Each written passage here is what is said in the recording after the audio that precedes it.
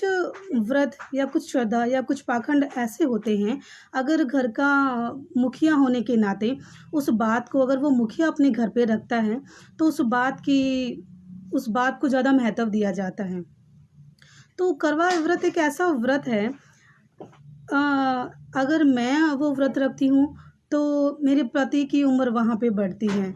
तो क्या एक इंसान के भूखा रहने से दूसरे इंसान की उम्र बढ़ सकती है?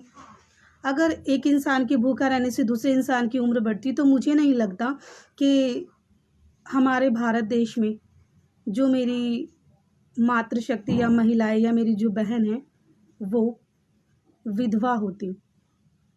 यदि करवा व्रत रखने से पति की उम्र बढ़ती, तो भारत में हिंदू महिलाएं कभी विधवा नहीं होती। तो ये सिर्फ एक पाखंडवाद नहीं, ये हिंदू धर्म में महिलाओं को खासकर अगर बात की जाए, तो बहुजन महिलाओं को यहाँ पे एक ऐसे पाखंडवाद से जोड़ दिया गया है। ना सिर्फ पाखंडवाद इसे कहेंगे, बल्कि एक ऐसा धर्म इसे कहेंगे जो महिलाएं इसमें विश्वास तो करती हैं, बल्कि अंधविश्वास करती हैं। तो एक छोटे से मैसेज के साथ मैंने आज अपना लाइव रखा था।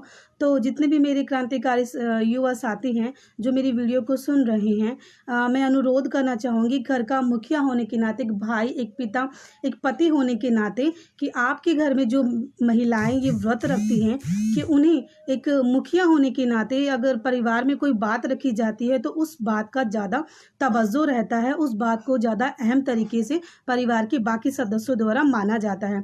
तो अपने युवा साथियों से अनुरोध और विनती करना चाहूँगी कि मेरे इस वीडियो के माध्यम से अपने घर की महिलाओं को बताएं और समझाएं कि ये सिर्फ पाखंडवाद है कि एक इंसान की भूखा रहने से दूसरे इंसान की उम्र नहीं बढ़ सकती। यहाँ पे सिर्फ बात आती है कि विश्वास या अंधविश्वास की। तो जो देवी पूजन होता है या जो हम किसी देवी देवताओं को मानते हैं, तो मैं तो ये कहना चाहूँगी कि अगर हमें विश्वास करना है या श्रद्धा रखनी है, तो देखिए अपने परिवार के साथ रखिए वो श्रद्धा विश्वास, अपने भाई बहनों के साथ, अपने माता पिता के साथ वो विश्वास रखिए, अपने दोस्तों के साथ वो विश्वास और ये जो प्रेम की भावना है उसे वहाँ पे बढ़ाइए। ना सिर्फ भूखा रहने से और ये पाखंड करने से हम किसी न किसी पाखंड में घुसे रहते हैं, तो ये चीज़ें ठीक नहीं हैं।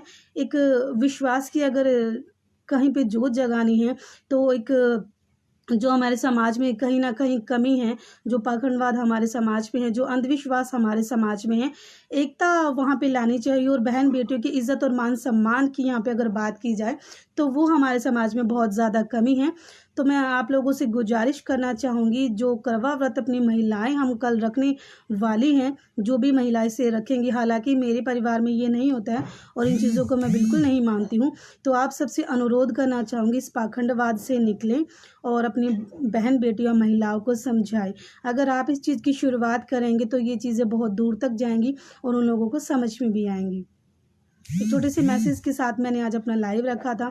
तो साथियों से अनुरोध करना चाहूँगी इस पाखंडवाद से निकलें और इस चीज़ में अपनी पहल दिखाएं और अपनी एकता का परिचय दें।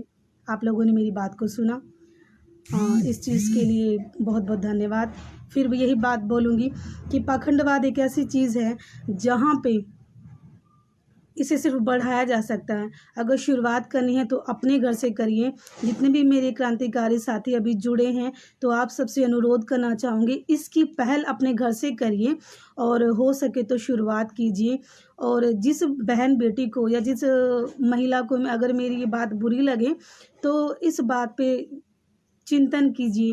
अपने महापुरुषों को पढ़िए, अंबेडकर साहब को पढ़िए, काशीराम जी को पढ़िए, फूले जी को पढ़िए, सावित्री बाई फूले को पढ़िए, क्योंकि उन्होंने जो हमारे लिए किया है, ये व्रत और ये जो बाकी का पाखंड है वो हमारे लिए नहीं कर सकते।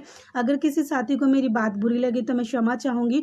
ये जो मेरा मैसेज है ये उन लोगों के लिए है जो पाखंडवाद से निकलना चाहता है, अपने घर में खुशियाँ लाना चाहता है और अपने महापुरुषों की बात को या अपने मिशन मूवमेंट को आगे लेके जाना चाहता है।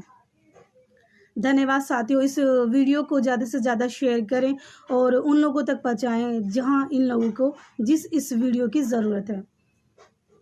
क्रांतिकारी जय भीम, जय भारत। खुश रहें और आबाद रहें और अपने आसपास का माहौल खुशनुमा बनाए रखें। जय भीम, जय भारत, जय संविधान। अगर आप चाहते हैं गरीब हर वंचित इंसान की आवाज आप तक पहुंचे तो हमारे चैनल को सब्सक्राइब करें और बेल आइकन का बटन दबाना ना भूलें। देखते रहिए भजन हलचल न्यूज।